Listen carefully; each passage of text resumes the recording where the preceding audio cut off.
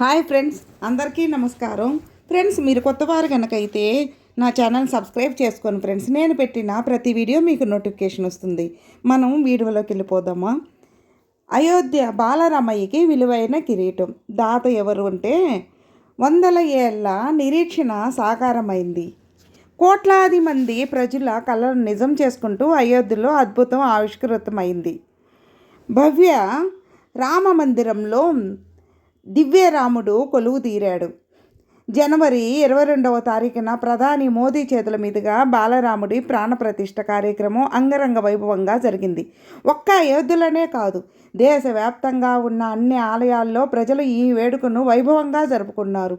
జై శ్రీరామ్ అంటూ భక్తి పారవస్యంతో మునిగి తేలారు. అయోధ్యలో రామాలయ నిర్మాణం కోసం ఎంతోమంది భక్తులు విరాళాలు అందించారు. దేశ విదేశాలకు చెందిన రామభక్తులు కానుకలు విరాళాలు సమర్పించారు. రోజు కూలి పని చేసుకునే వారి నుంచి బడా వ్యాపారుల వరకు తమకు తోచినంత సాయం చేసి రామాలయ నిర్మాణంలో భాగమయ్యారు. ఈ క్రమంలో గుజరాత్లోని సూరత్కు చెందిన వజ్రాల వ్యాపారి ముఖేష్ పటేల్ రాముడికి భారీ విరాళం అందించారు. ల్యాబ్ డైమండ్ కంపెనీ యజమాని అయిన ముఖేష్ పటేల్ ఆయన కుటుంబం రాముడికి 11 కోట్ల విలువైన కిరీటం చేయించారు. కిరీటాన్ని 4 కిలోల బంగారం, వజ్రాలు, జెమ్స్టోన్స్, కెంపులు, ముత్యాలు, నీలమణితో ప్రత్యేకంగా డిజైన్ చేశారు. ఈ మేరకు ముఖేష్ తన తండ్రితో కలిసి అయోధ్యను సందర్శించి ప్రాణప్రతిష్ఠ సందర్భంగా ఈ కిరీటాన్ని ఆలయ ట్రస్టు అధికారులకు అందజేశారు. అయోధ్య రామ మందిరానికి ఏకంగా 101 కేజీల బంగారాన్ని అందించినట్టు సమాచారం. ఈ బంగారంతో రామాలయం తలుపులు, గర్భగుడిని, త్రిశూలం మొదలైనవి చేయించినట్టు తెలుస్తోంది. ప్రస్తుత బంగారం ధర ప్రకారం 101 కేజీల బంగారం అంటే 68 కోట్లను దిలీప్ కుటుంబం విరాళంగా ఇచ్చినట్టు భావించాలి. ఇప్పటి వరకు రామమందిర ట్రస్టుకు వచ్చిన భారీ విరాళాల్లో ఇదే అగ్రస్థానంలో ఉన్నట్టు తెలుస్తోంది.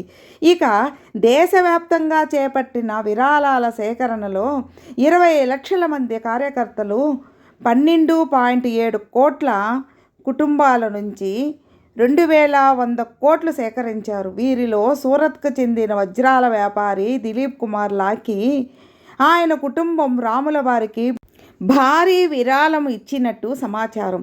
దిలీప్ కుటుంబం అయోధ్య రామ మందిరానికి ఏకంగా 101 కేజీల బంగారాన్ని అందించినట్టు తెలుస్తోంది. ప్రస్తుతం బంగారు ధర ప్రకారం 68 కోట్లను దిలీప్ కుటుంబం విరాళంగా ఇచ్చినట్టు భావిస్తున్నారు. ఈ బంగారాన్ని రామాలయ తలుపులు, గర్భగుడి, త్రిశూలం, ఢమరక పిల్లర్లకు కేటాయించారు. ఇప్పటి వరకు రామమందిర ట్రస్టుకు వచ్చిన భారీ విరాళాల్లో ఇదే అధికమని తెలుస్తోంది. మరోవైపు నేటి నుంచి జనవరి 23వ తారీఖు నుంచి సాధారణ భక్తులకు దర్శనం అనుమతించడంతో అయోధ్యకు భక్తులు పోటెత్తారు. చలిలోనూ ఉదయం 3 గంటల నుంచి ఆలయం బయట భారీగా క్యూ కట్టి శ్రీరాముడిని దర్శించుకుంటున్నారు. భక్తులకు 2 స్లాట్లు కల్పించారు. ఉదయం 7 గంటల నుంచి 11:30 వరకు, అలాగే మధ్యాహ్నం నుంచి 2 గంటల నుంచి సాయంత్రం 7 గంటల వరకు 2 దఫాలుగా భక్తులకు అనుమతించనున్నారు.